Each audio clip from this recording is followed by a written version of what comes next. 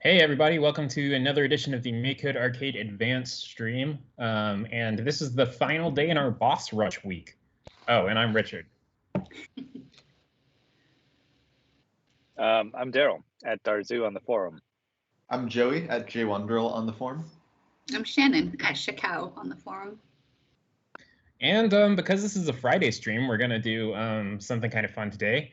This might not be the best stream to start with because I'm going to be going to JavaScript. And so we did a JavaScript stream the other day, but we kind of, I think, tried to spend a little bit too much time explaining how to write JavaScript, which is kind of outside the scope of this stream. So I think this time I'm going to be going a lot faster, and my goal this time is just to make a cool game.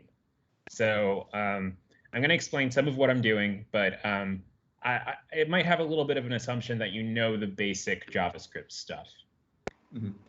If you are just learning or want to learn JavaScript, we do have courses, including a JavaScript course that should go a lot smoother, a bit more of an intro for it. Yep, but even if you don't know JavaScript, hopefully this will still be a fun stream because we're going to be talking about our game mechanics and game design, and hopefully we'll get a cool game out of it. All right, so let's go ahead and just kind of refresh ourselves on the starter code. So I have a simple platformer. You can jump around. If I hold down the B button, I fire, and I can fire in 3 directions. Up, left, or right. And that's about it. That's pretty much all that's included in this code. I'm going to leave this code as is because I'm going to be using this blocks file if I want to change the tile map. So I'm going to go into JavaScript now, and I'm going to create a new file that's going to have my boss code in it. So let's go ahead and do that. So same code as before, but now we're in JavaScript. And I want to add a new file. So what I'm going to do over here is go to Explorer. That's this orange bar on the left. Click that, and I'm going to click the little plus. Now I need to enter a name for my file. I'm going to call it boss. And you don't need to add the .ts. It'll just add it automatically. So let me go ahead and add boss.ts. All right. Now I'm in a new file. You can see there's no code in here, and yet my game is still running. All of the code that was in that other file is still working. And if I wanted to get back to that code, it's really easy. Just go to this Explorer. I'll click on main.ts. Here's the TypeScript version of that code. And if I go to blocks, there it is. It's back. It got formatted, but code's still there. All right, so let's go back to my new file. We're going to start this out. Does anyone have any ideas for what the boss should do? This time we didn't really discuss it beforehand. We threw around a few ideas, but my idea was to have a boss that's kind of like the boss that Joey did yesterday, where it's going to be another platformer type experience, but maybe the boss would do the fun thing where it creates clones of itself, and you need to figure out which one's real. Mm-hmm. Yeah. That feels like a staple in most games to me. I've seen that boss a lot, and it's really fun to fight sometimes. All right.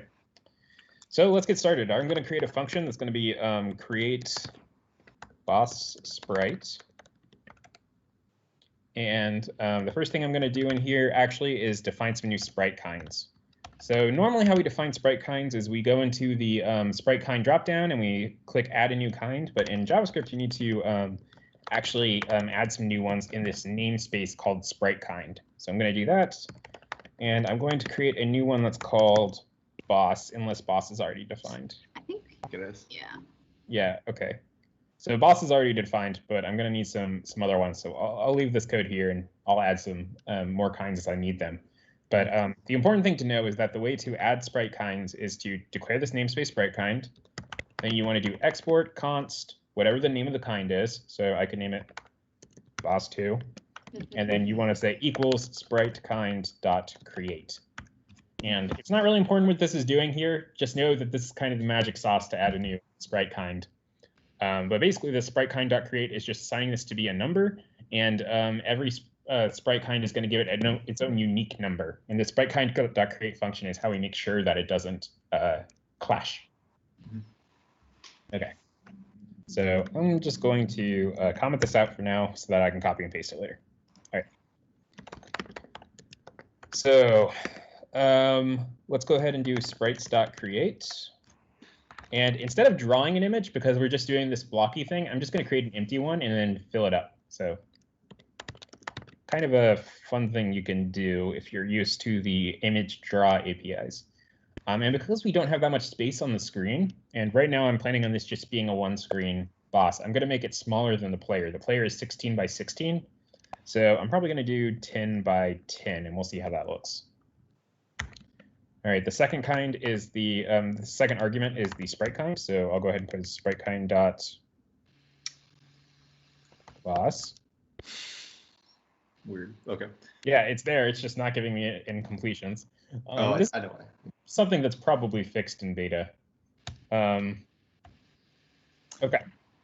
So let's go ahead and call this function so that I can test my code while I'm writing it. And there we go. I'm creating a boss with an empty image, so we don't see anything. So let's go ahead and actually give our boss some color. What's a good one? This is the final boss, so perhaps. Oh, what were you going to say? It's time to do red. All right. And then the other thing I'm going to do here is return the boss. So a great thing about JavaScript is that you can have return values. You can also have return values in the beta version of Arcade, but we haven't released it yet. So right now, if you want to use return values, you got to be inside of JavaScript, but they're really nice. All right. So I'm going to call this one the boss. And this one's going to be referring to my real one. And this is good, but how should our boss actually attack? So the cloning thing is really cool, but it kind of assumes that there is the boss is doing something to damage the player. What do you guys think?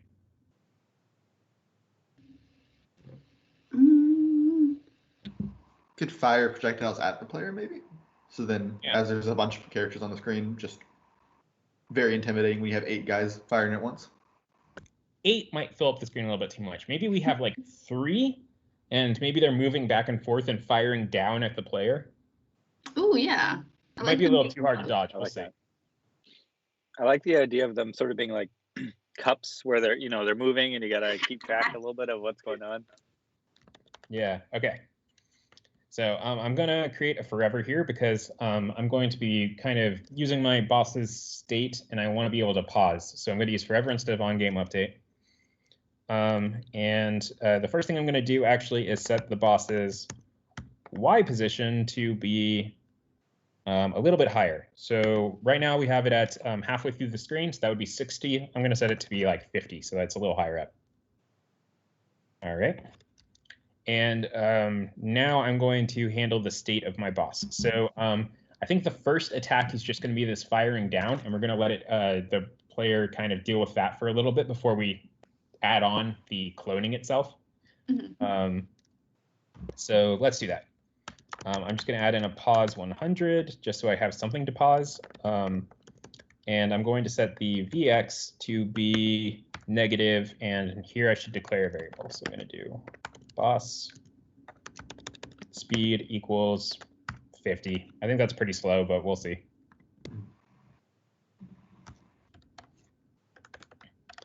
And then I will actually, you know what? I'm going to set this up here, and then I'm just going to flip it inside of this. So it'll just keep going back and forth. Bounce on wall. Oh, yeah, that's a good one. Mm-hmm. So yeah, I'll do this. The boss.vx equals boss speed. And I'm going to do the boss.set flag and do sprite flag dot bounce on wall. And we'll set that to true. Get rid of this. And I don't need this either. So. It's a little weird. Joey? I don't know about this one. I've never seen this fail on a timeout before. Weird.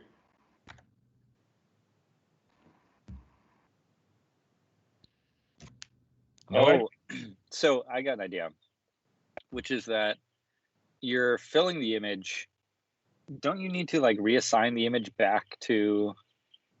Oh no, never mind, because you're not changing the size of the image. You do I know that- actually. I think you do because it's the it's hitbox is recalculated, maybe. There you go. Yeah, good call. What happened was that the hitbox changed. I'm surprised that actually works because we like changed. It works. Yeah, so I'm just calling boss.setImage on boss.image, and that's causing the hitbox to be recalculated. Someone should file an issue for this because there's no way you would have been able to figure this out as a user. Yeah. Yeah. Okay, so we want our boss to be firing downwards, which is cool. So I'm going to add that logic inside of just a normal gain.on update. And you know what else I'm going to do? I'm going to kind of declare a boss state. And this is going to let me keep track of what the boss is currently doing. So I could do this by doing the thing we do in blocks where we just have a bunch of numbers and we remember what the numbers are. We add a comment that says what they are, but that's kind of annoying. In JavaScript, we can do this great thing called an enum. And so I'm going to say this is boss state. And this lets me have numbers just like before, but I can give them names. So in this one, I'm just going to say that the regular starting boss state is normal. And then let's think of what the other ones I'm going to have. So probably I'll have one for cloning. And then another one for clone firing. So the idea here is that I'm going to have an animation for when the cloning's happening. So I want it to have its own state so that I can turn off damage so you can't hurt it while it's cloning itself. And then we'll have an animation where like the clones kind of move out from the center one. And then we'll go into this firing state. And I'm going to change this normal to be firing just to match this other one. Okay, so let's start with our firing state. And I need to have a variable right here called current state, and it's going to be boss state dot firing. And now I'm going to do if current state equals double equals. You don't want to do single equals. That'll mess you up.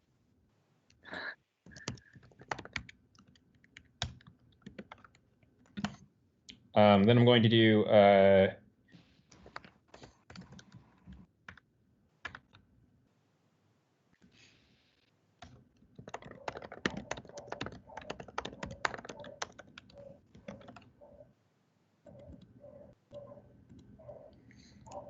I'm going to create a function called create boss projectile.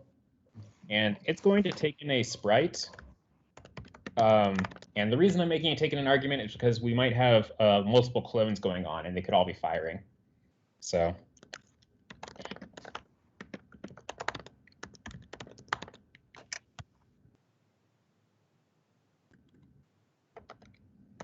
the first argument is my image. So let me go ahead and define that. And I'm going to put in 1 pixel so that I can click this and just actually draw it. So clicking that little palette on the left, which I'll show again once I'm done editing this, brings up this edit, the image editor that we normally have in the blocks. And what color should the projectiles be? Probably not red, because we're already going to have a bunch of red rectangles on the screen.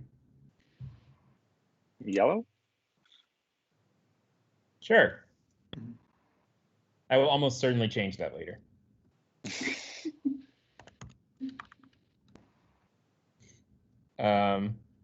And where did I define my boss speed? Oh yeah, here we go.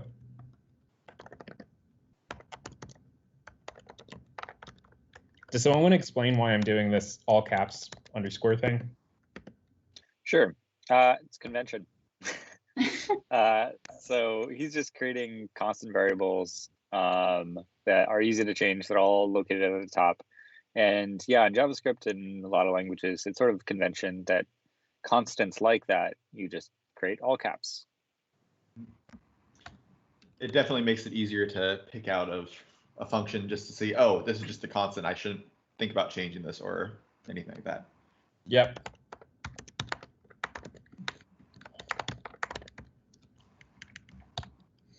So in other words, if someone who is used to writing JavaScript looks at your code, they'll be able to tell that this isn't a normal variable. This is a constant that just they can go and tweak somewhere and it's not going to change. Mhm. And this is very common in what are called C-like languages, which JavaScript is one.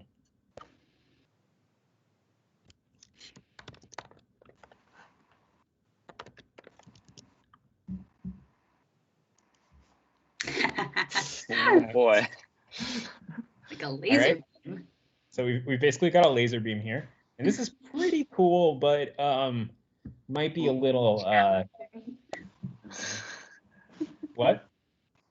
I said it might be a little challenging. Yeah, I mean, it is basically impossible to dodge this. That is true. And also the performance is probably going to be pretty bad, especially if we have 3 of these guys going. So you know what?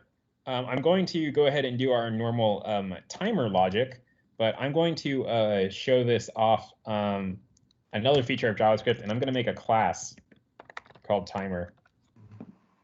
And it's going to have a value called time. It's going to have a reset, and it's going to have an is done. And then lastly, it's going to have the reset is going to take in the value until the next time. So let me just go ahead and put that in. So this is going to be the same logic that we kind of did in our other streams. You can look earlier in the week to see how to do something like this in blocks, but I get to use a class, which is really cool because now I can have multiple of them. There's no real reason to use a class here. I just wanted to show it off.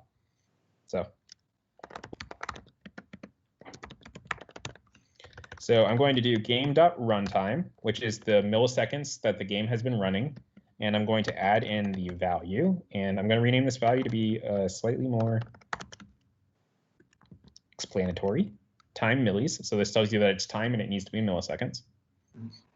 And then for is done, I'm just going to return this dot, cannot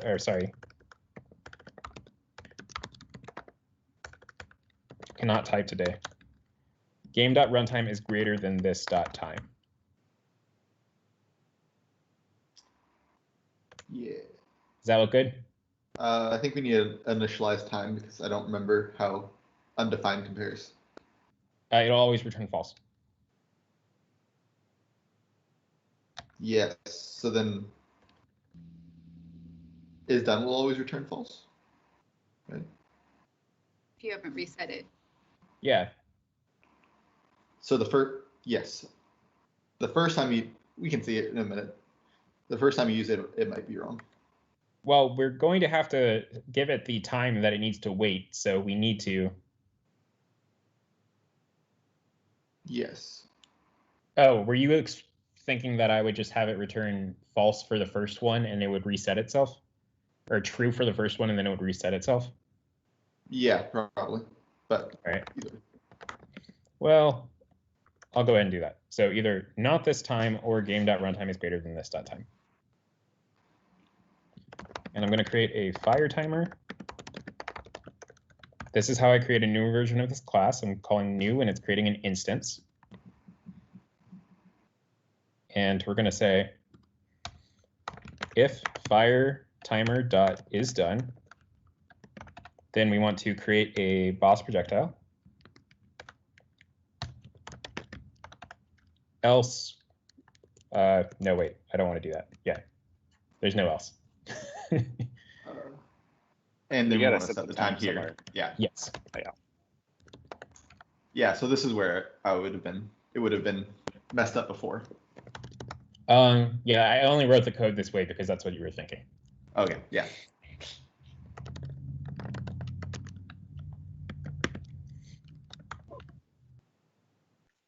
That's way too low.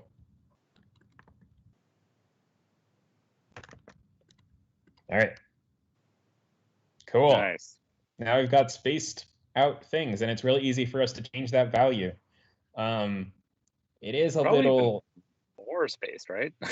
What? Oh yeah, I no, don't- this is still impossible, basically. So let me go ahead and make this like 400. It's still gonna be pretty tough, but yeah. Yeah, Always. okay. 700. 700? It won't always be firing too, though, is the thing. There will be, Oh yeah. like, think of it. No, I think this is good because it seems like, oh, this boss is so easy. And then and then it clones itself, and you're like, oh no.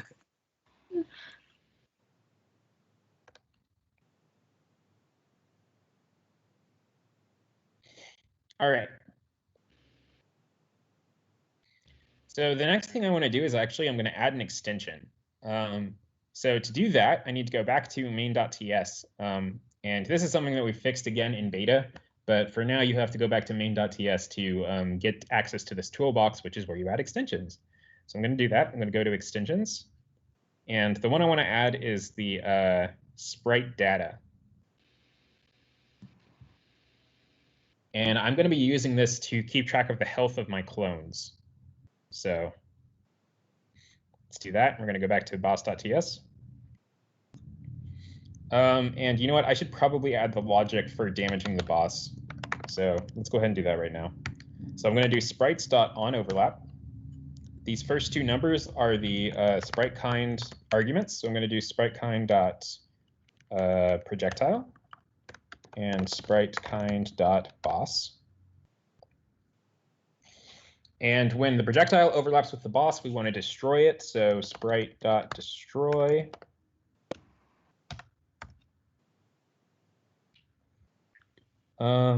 And Some boss health. right, yeah. So I need to create a variable for the boss health. But you know what? Since I already added the sprite data, I'm just gonna set it on the sprite. Well, I was thinking there's, the global health of the boss, and then the yes. clones are just there to distract you, right? Yeah, you're right. So let me go ahead and create a status bar. Ooh.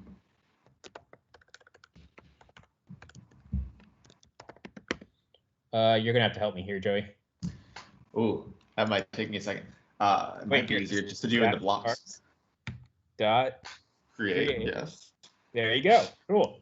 So IntelliSense saves us. One of the great things about being in JavaScript is that there is no toolbox, but if you have a kind of idea of what you're trying to do, you can start typing it and you'll get these little help bubbles. And then if I press a dot, I can see all of the things that are in here. So gives me a nice little kind of guide to all of the different things that are visible. So let's do that. Okay, there's the status bar I just created. First argument is the width. So I'm going to make that like 100. 1,000 would be a bit much. And the boss, it's a sprite. So I can go ahead and call set position, just like I normally would. Though actually, I'm going to use left and top because that's a little easier. Or right and top.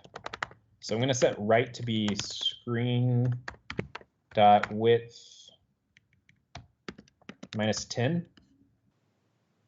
There you go. Now it's over here. And then I want to do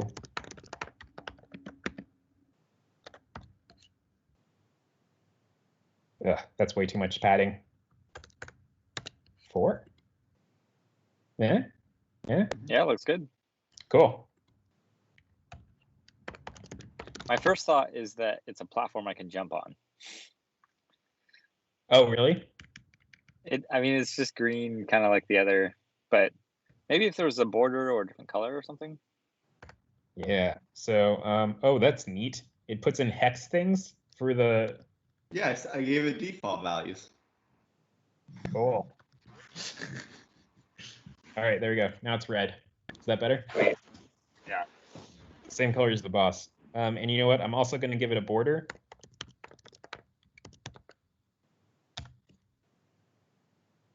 One is fine, and I will use the tan color, which I think is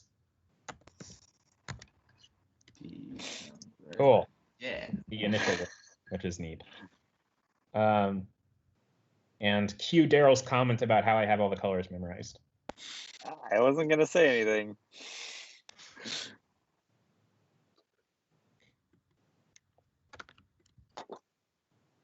There we go. All right. So we've got our boss health here. And now I need to set the value. So I'm going to go ahead and make a variable for max health. And I'm only going to use this in one place probably, but this just makes it easier for me to tweak everything at the same time. So we're going to do boss max health, and we'll set it to be 1,000. That sounds like a little too high. It's the final stage. And now let's go ahead and do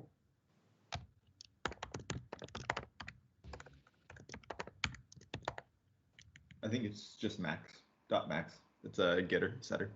Oh, really? Mhm.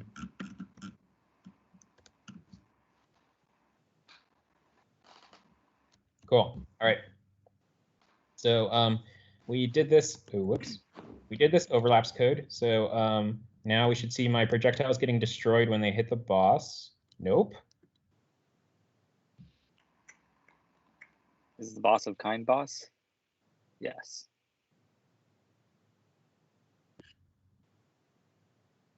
Do you have a no? That wouldn't matter. Overlap. Are the projectiles projectiles? They should be. All of that code is from blocks. We haven't touched it. Yeah. Huh.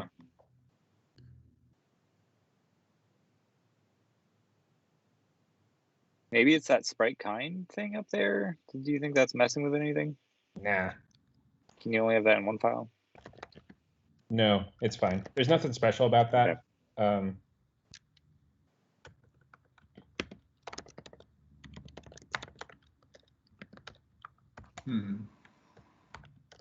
I don't know if this is it, but it could be the same thing as before. If it is, See, it shouldn't be because the hitbox is recalculated at this point because it's bouncing on the walls, but yeah, okay, that's not it. Hmm.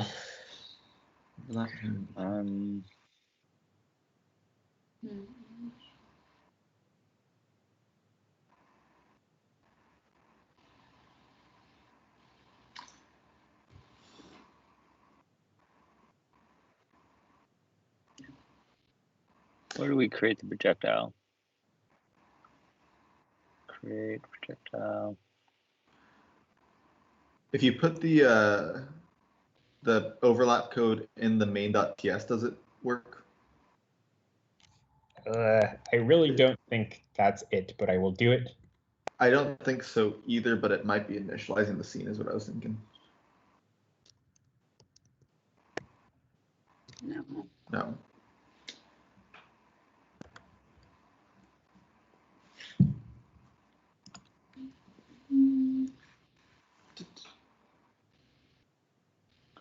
Boss.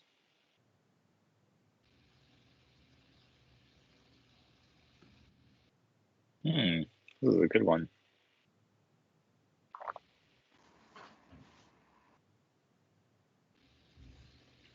What if we tried a different kind for the boss? I don't really have a better idea, like enemy.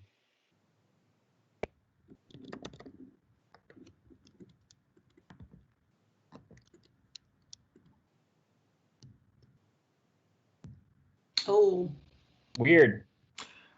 Oh, is it order of because it's main is hoisted to be the last thing, and boss isn't defined until main, and so it's initializing with undefined or something or null equivalent. It doesn't really make any sense to It me. doesn't. 'Cause I think that namespaces get hoisted or something, but They should be getting hoisted, but yeah, okay. That's a bug we should track. Mm-hmm. All right, well, for now, I am just going to use spritekind.enemy, and any other sprite kinds that I use, I will declare at the top of this file. So I'm also going to declare this boss projectile. So left this here for a reason. Let me go to main.ts and go away.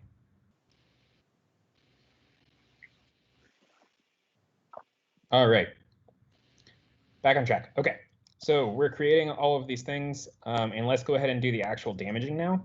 So we have this on overlap, the sprites being destroyed. We also want to do boss health dot change .value minus equals.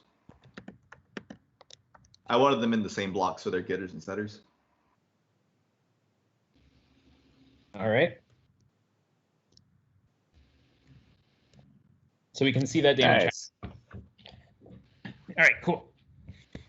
So let's go ahead and start doing our cloning logic. So what I want to do is when the boss health gets below a certain amount, we're going to start this cloning animation. And so what I'm going to do for debugging is make that amount 1.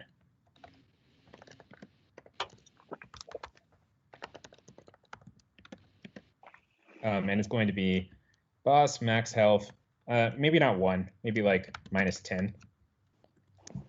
And this is where it's going to start the cloning thing. So we're going to say in this forever, we're going to check it here because this is where we're going to be maintaining our boss state. I could do it up in the on overlap, but I want to keep that kind of minimal. So I'm going to do that over here. So we're going to say if boss health dot value is less than boss clone threshold, and I'm going to have to change this in a second, but this will be it for now. Then we want to set the state to equal boss state dot cloning. And I made the state a const because that's what I always do.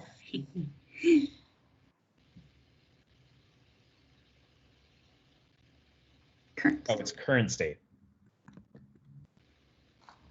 Cool. Okay. And so we've set this current state to be cloning. So now we should see it stop firing when I hit 10, when I've done 10 damage.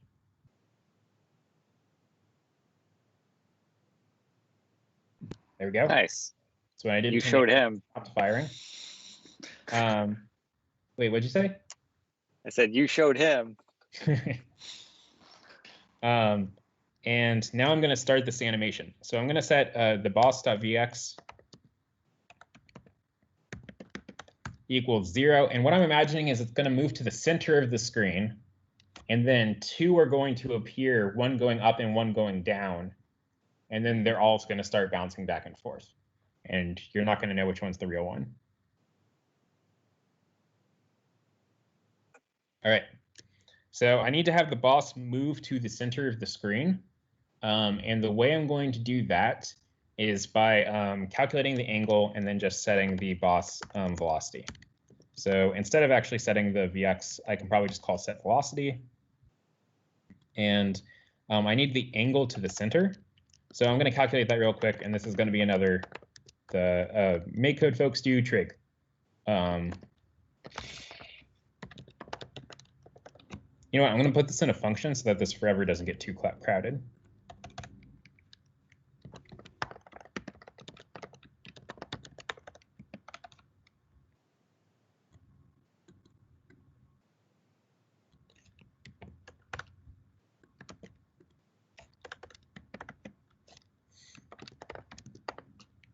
So we're using math.atan2, and it's going to be boss.x minus the x. So I could use screen.width, but I'm going to go fast here and just do the easy thing. Oh, this should be y, actually. So the first argument is y, so it's going to be the boss.y minus 60, which is halfway through the screen. And this one is going to be the boss.x minus 80, which is halfway through the width. And now I'm going to set the velocity to be boss speed times math dot cosine of angle to center.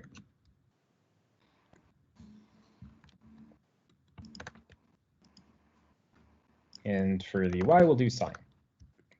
And I'm going to change that boss threshold again because it took me too long to reach it. So 5.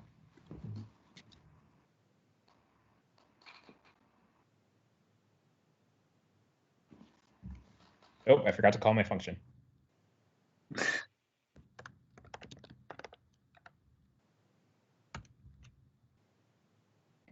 And you know what? This right now is going to start running every single time, every single frame once we've gotten past this threshold. So to make it only run when we start, that's the reason I created this current state thing. I'm going to say and this dot, oh, sorry, not this.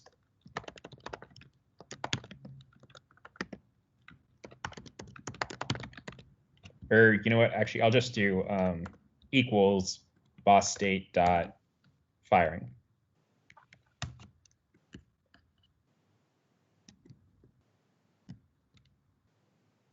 Cool. It started moving towards the center, but it's not stopping right now. So that's like a TV screensaver. Yeah. Is it gonna hit the corner? Okay, cool. So I'm going to kind of break out this cloning state because I'm going to have a few things that are going on here. The first one is going to be moving to the center. So I'm going to have moving to center. And this is going to get a little complex. I probably shouldn't have done this fancy animation, but I'm in it now. All right. So if the boss health.value is less than boss clone threshold, we're going to set the state to moving to center. And what I'm going to say is if the current state equals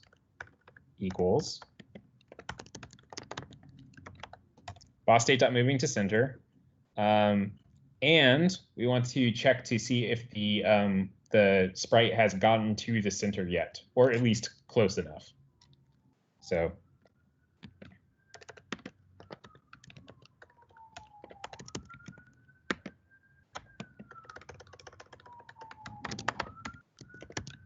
you know what? I'm going to do my distance function because I'm probably going to end up using that at some point anyway. So let's go ahead and write our distance function.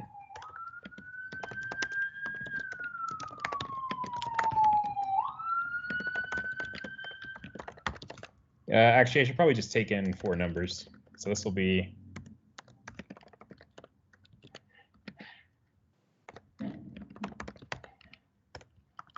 we'll pass in x2, y2, and I'm going to return math.square root of x1 minus y1, or sorry, minus x2 squared plus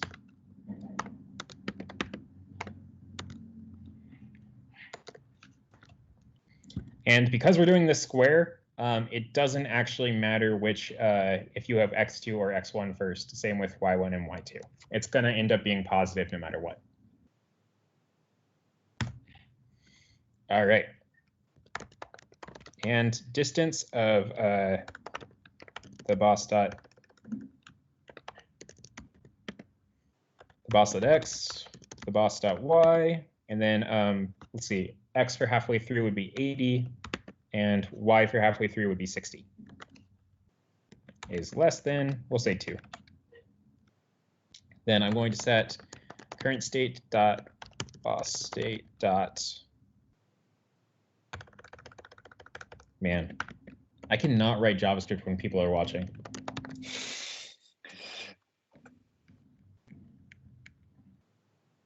We're going to switch to cloning. And I'm going to set the velocity to be 0.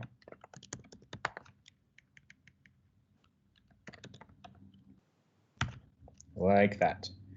And I think I need to change my state because I was setting it to cloning before, and now, oh no, I already changed that to moving to center. Yeah, cool. All right, let's test this out. All right. It's a little bit off. I think the angle's a little off. Might take a while to reach the center. What did I do wrong? Does anyone know? Do I need to reverse this?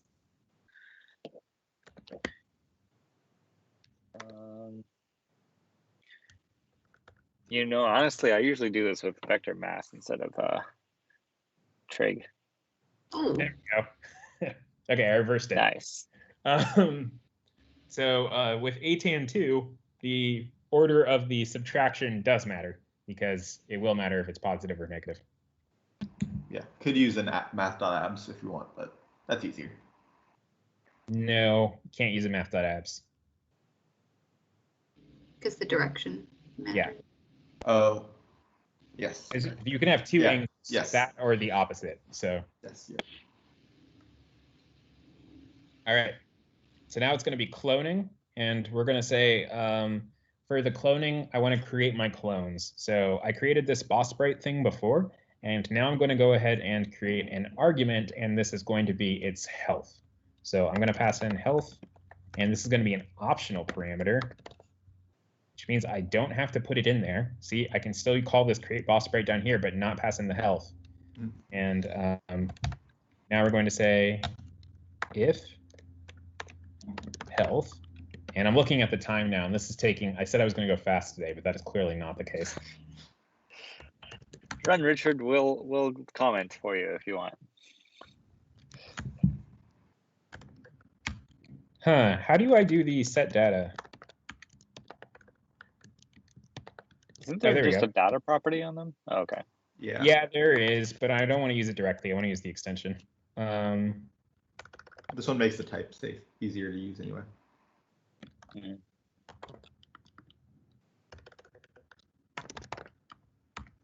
So yeah, Richard setting a health property that's going to live on the sprite and setting it to the value of that parameter. And this won't happen in the boss case because the boss health we track in that status bar variable instead.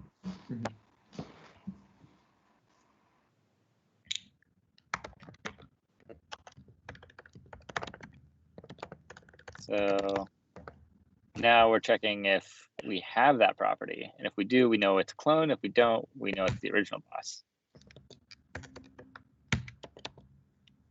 All right. How he named these functions weird. Do you want to store? Oh no, I guess. Yeah. Oh, right. It probably needs a sprite argument, huh? Yeah. Yeah.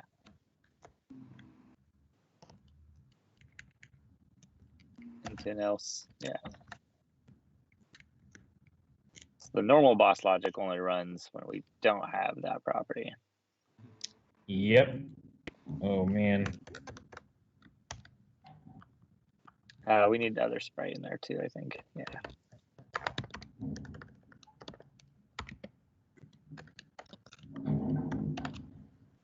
And now Awesome. I need to check if this is 0. So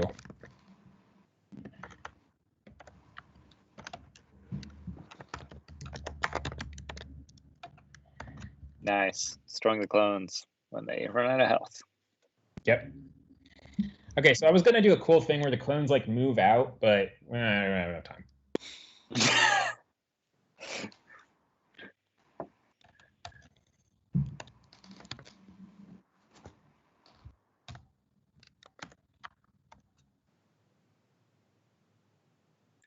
Do you want a position argument? Oh, you returned the boss, right? Yep. So I'm creating 2 boss sprites, 10 and 10, and this is going to be clone 1.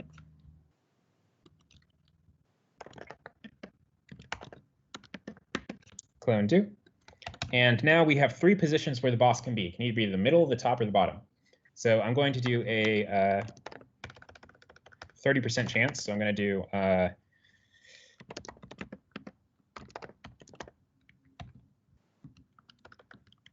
0 to 2. So this will give me either 0, 1, or 2. And we'll say if equals 0, then the boss is going to be up top. So I'm going to set the boss dot y to be, let's see, so 60 is halfway through the screen. They're 10 tall, so we'll do 50 should be fine. Should be plenty, right? or maybe a little more. We'll do 45. And then the other two don't really matter, so we'll do clone1.y equals 60, and then we'll do clone2.y equals 120, or not 120, 75. And that's good for now. And I will set the boss.vx to be boss speed. And we'll do math.%chance 50. Will be boss speed for negative boss speed. And you know what? I'm actually going to move this outside of the chance because we always want to do this. And how I'm going to do it is I'll set the boss.vx randomly. Then I'll set clone1 to be the negative.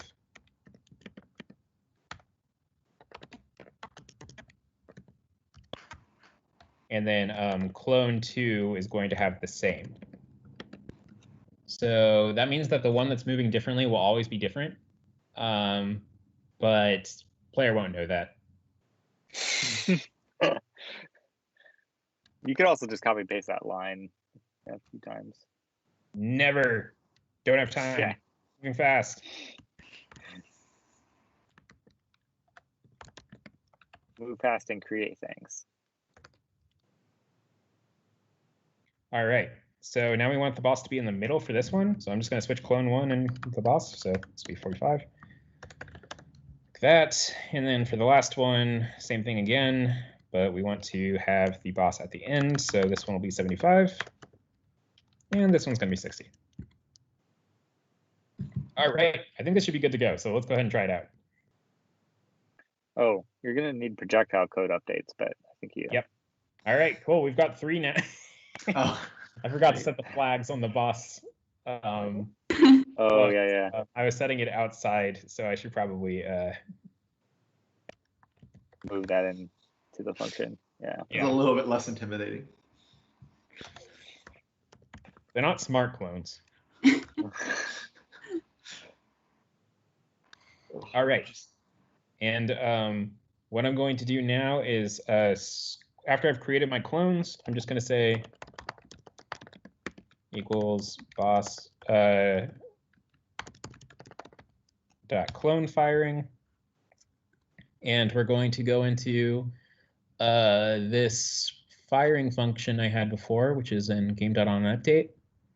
And what I'm going to do is this boss state thing was probably overkill because I can just do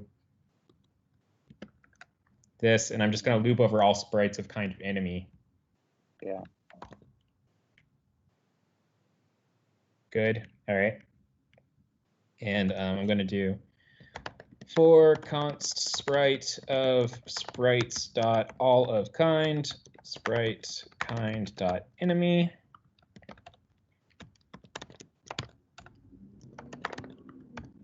And we'll have one timer just for all 3 of them because they're all going to be firing at the same rate.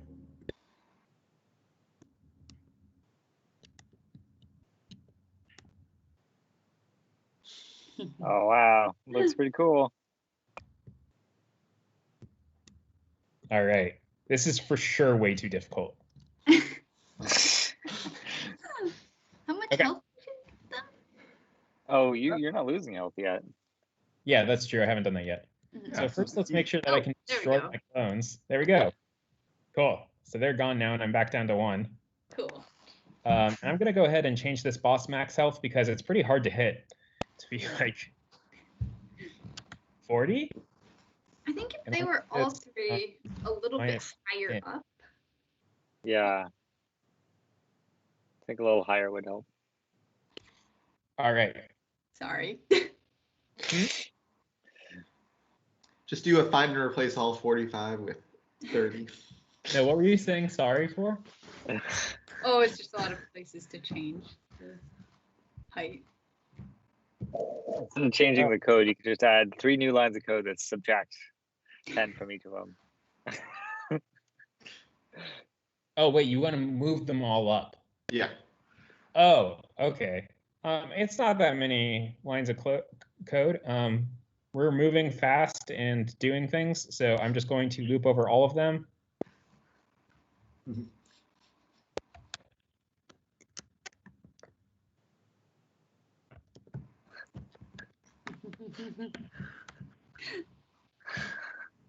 I love it. There you go. Beautiful. Now they are slightly higher. I hope that satisfies you, Shannon. All right. So now let's move on to the last thing I'm going to do, which is the player taking damage. And then we'll call this done because I ran out of time. This was a little more complicated than I thought it was going to be. So we're going to add another overlap event. So let me just copy and paste this one. But this one is going to be boss projectile. And this is going to be sprite_kind.player. We're going to leave this sprite.destroy, but we're also going to do info.change_life by -1. So now I take damage. Cool. All right.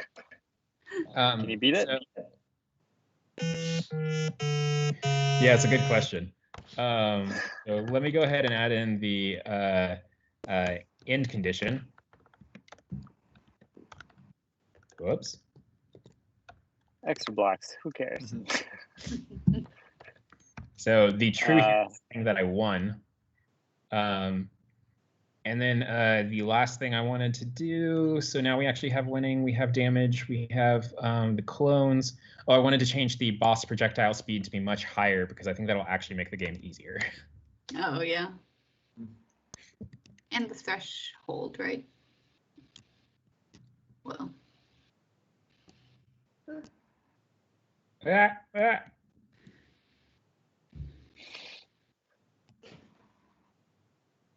Wow, you almost got it. Oh. 1 health. All right. Yeah. Nice. It's winnable. Okay, so that was kind of a mess, but we ended up with the thing at the end. And I might end up making this battle a little bit fancier, but when we stitch all the games together, because that is the plan. Over the weekend, one of us is going to be stitching all of the games together. And we'll probably draw straws or something to figure it out. But look forward to the forum where we're going to post this up. By the way, this stream might be posted a little late because I'm probably going to wait until that stitch together thing happens and then post it all together on the forum. So it might get posted on Monday. Anyway, that's it for today. I'm Richard, at Richard on the forum. And I'm Daryl, at Darzoo on the forum. I'm Joey, at JWonderall on the forum. And I'm Shannon, at Shakao on the forum. And thanks so much for tuning in. We're going to have another fun week next week. I don't think we have a theme picked out, but it's going to be something.